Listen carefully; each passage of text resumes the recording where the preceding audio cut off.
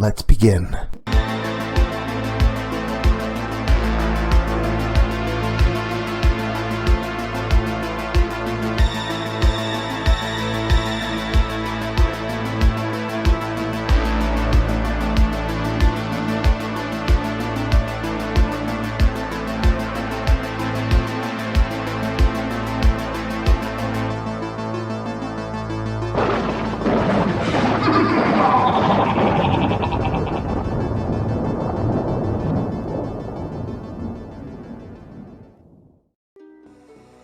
Hey there, cellar dwellers! Welcome back to yet another exclusive upload, delving deeper into a well-known dark and twisted story of innocence lost. So, lock your doors, and keep telling yourself it's just a story, if that helps. Tonight, I present you with 1999, The Hidden Truth.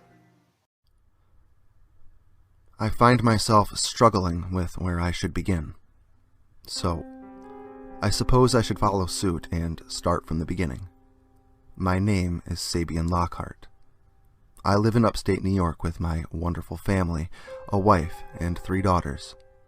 I find it ironic that I find myself sitting down and writing this testament so close to the anniversary of my first published findings, disclosed in 1999, The Terrifying Truth, last year. It seems the ebb and flow of time has brought me full circle over the past year, only to find myself presented with the horrors of Caledon 21 once again. For those of you who have been following my story, you will understand when I say that I have had my own experiences with the man claiming to be Mr. Bear. Some of you compare my story to Elliot's. Half of me finds this notion flattering, as Elliot's story has all but reached the status of fame. Then again, that feeling is short-lived, as I am then reminded of the reality of possible truth, and dread fills my being. Not only have I described instances of contact with this individual and suffered possible digital stalking by him, I last released conceivable correlation between my own childhood and the activities of Mr. Bear, an insight delivered to me by email. For an entire recap of my personal story regarding this matter, I will leave the links to these previously disclosed chronicles in this video's description. The revelation I'm delivering to you now, I guess, began with investigation into my own past.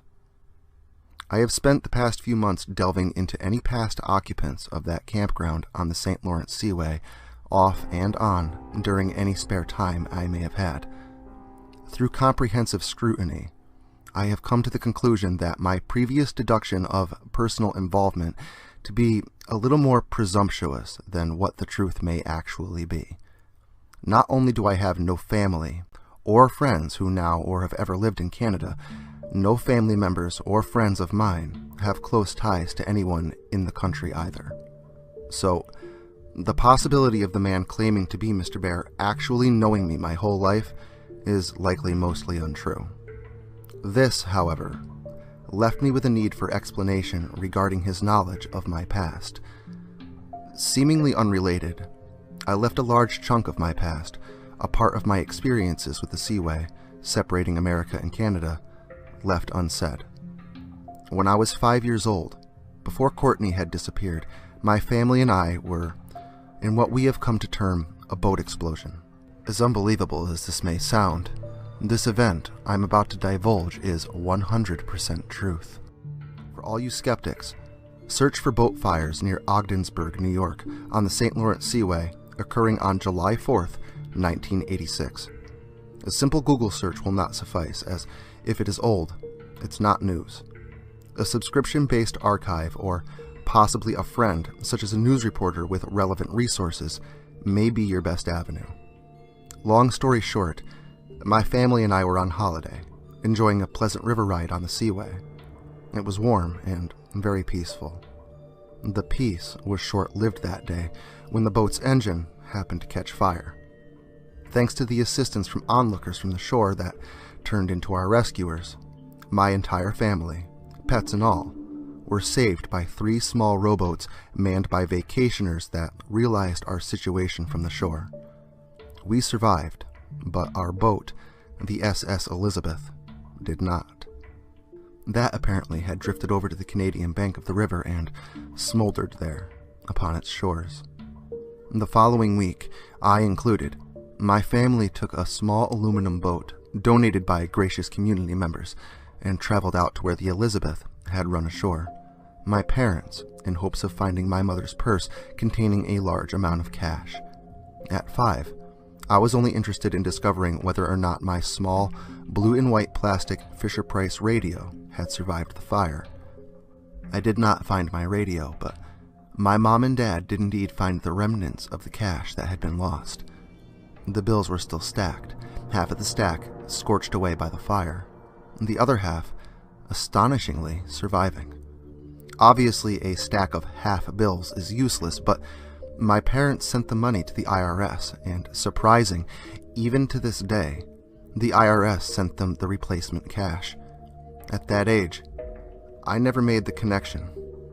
It would take decades of experience and the impacts of Elliot's story to make me ponder the truth of it.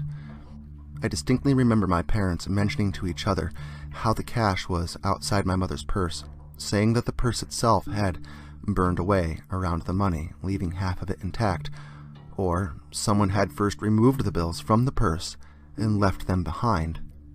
To both of them, each explanation remains preposterous to this day. The latter, however, not so much to me anymore.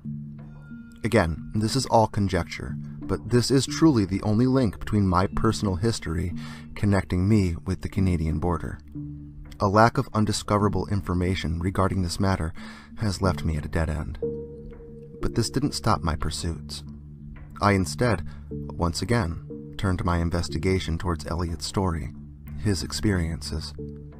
As luck would have it, Elliot has since provided us with 2 more significant updates, providing us with long-sought-out answers to be replaced with only more questions. This is what I meant by coming full circle. I once again found myself digging even deeper into Elliot's described experiences. The Black Mass. I guess I should begin by defining Black Mass for those who are unfamiliar. A boiled-down explanation. It's a ridicule against God. The rituals and practices performed by the Catholic Church are perverted, turned upon their own values, and then performed by individuals who society declares to be Satanists. You see, the Catholic Church regards the Mass as its most important sacrament.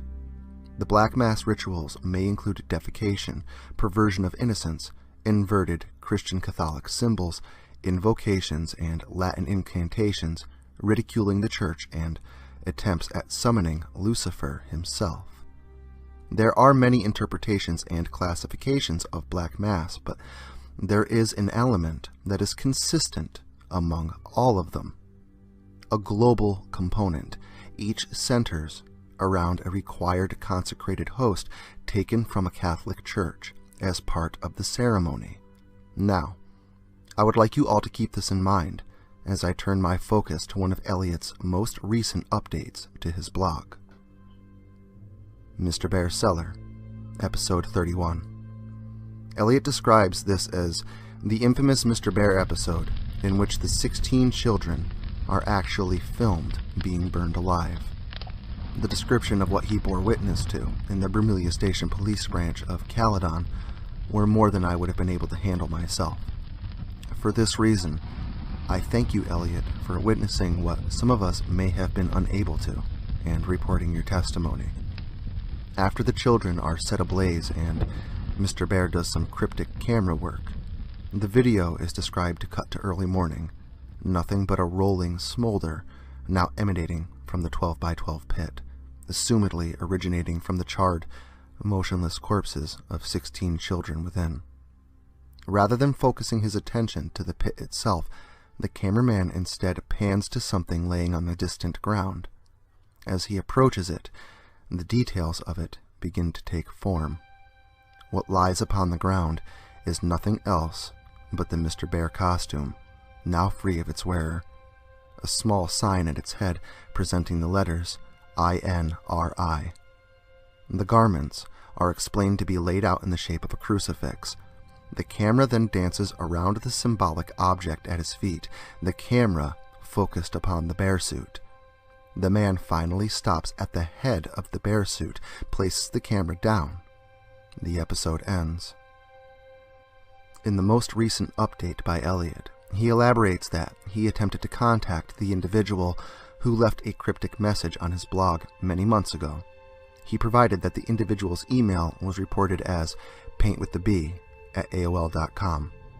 Upon sending a message to its owner, Elliot received a short, ambiguous response indicative of Mr. Bear's final episode, INRI.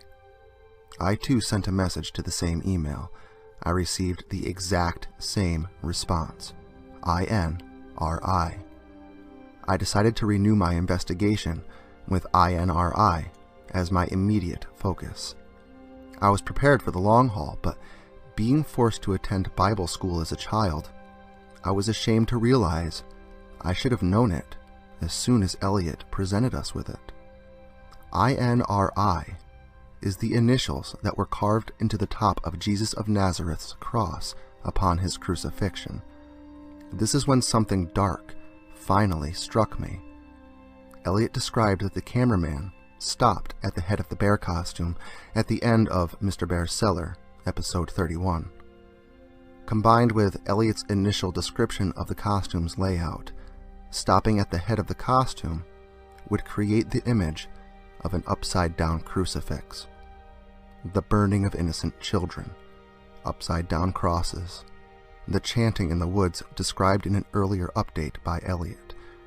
It is my personal belief that the man playing Mr. Bear is actually performing black masses. But wait a minute. I mentioned earlier that every black mass has a central component, a consecrated host taken from a Catholic church as a central part of the ceremony. No such depiction of a primary participant has ever been described. That is, unless you happen to include Elliot himself. Elliot mentioned early in his story a correlation between a Christian song dubbed into the infamous booby episode, episode 30, Children of the Light. Elliot goes on to describe his personal experiences with the song as, quote, "I would sing it in church or at school. I went to a Catholic elementary school." So, if Elliot attended Catholic school, he has inferentially participated in Mass. A consecrated individual is one who takes part in Catholic sacrament performed at Catholic Mass. It is my personal belief that Elliot is a much bigger part of Mr. Bear's encompassing plans, likely much more so than previously conceived. So, Elliot, if you do happen to hear this, trust no one. It is likely that certain forces are already plotting against you. If you would entertain a consultation, feel free to email me. I will provide that in the description below as well. In short, I do not believe the man playing Mr. Bear has any intention of ending his ritualistic activities, as it would seem the design is yet left unfinished. The monster has been inactive for quite some time, but I do not think him gone. Rather, it seems to be a calm before the storm, and we may all be doomed to endure his return. Well, there you have it. It would seem our fuzzy friend is building up to something more sinister than anyone may have imagined. Well, excluding those unfortunate enough to live behind the curtain. If it's more terror that you crave, stop by next Saturday for a patched-together tale of the grotesque. Until next time, kiddies, try to remain off the air.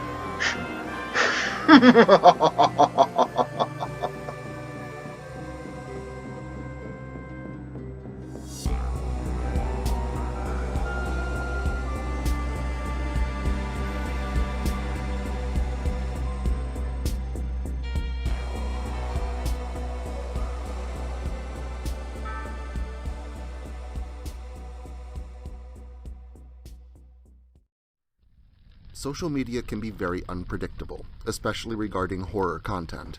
If this content gets removed, all new content will be simultaneously presented on various websites provided in the description to this video. Make sure to follow me in other digital spaces so that you never miss out on the terror. Also, if you like this video, Make sure to leave a comment and hit the like button. It helps the channel a lot. If you're new to the channel and you enjoy what's here, consider hitting that subscribe button and the notification bell so that you never miss an upload. Writing is a dream of mine, and it's all of you that make that dream come true.